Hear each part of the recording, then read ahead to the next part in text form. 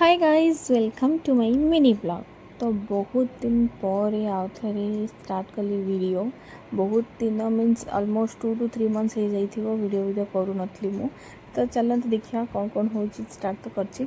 अष्टमी थिला तो काली मंदिर रे दीप बसेबार थिला तो समस्ते जाइथिलु दीप बसेकी आसिलु। आसला परे घरे गाड़ी पूजा थिला, गाड़ी सब धुआ धुई होकर रेडी हो सारथिला। जहाँ फूल फूल माड़ हो कि दुष्टि माड़ जहाँ सब लेंबू फेंबू सब सजासजी हो सारथिला। कान्हा आसला से ही पूजा करिवो। तो मामा गोटे गोटे कहते से गोटे गोटे करी करी जाउथला।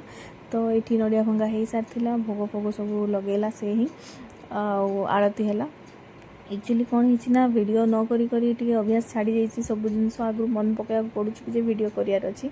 तो दिन सारा मुझे बहुत कली, नवरंगपुर जाइली, भंडारभवानी मंदिर गलु, दर्शन करके आसलु, सब मन माने भाविकी जाइली वीडियो करी, बट आसला पर मन पड़ी मत वीडियो करार थिला। तो टी अभ्यास छाड़ी जाइए। आउ थे रुटीन आसला बेलू टाइम लगे, तो छाड़ इग्नोर कर दिंतु, टी एडजस्ट कर दिंतु। तो आरती हो सारा, समस्ते आरती ने आरती सारापर भोग खाइलु। भोग मीन्स फ्रुट्स खाला घरे जहाँ जमी रंधा हुए सेमती रंधा होता साधा ही।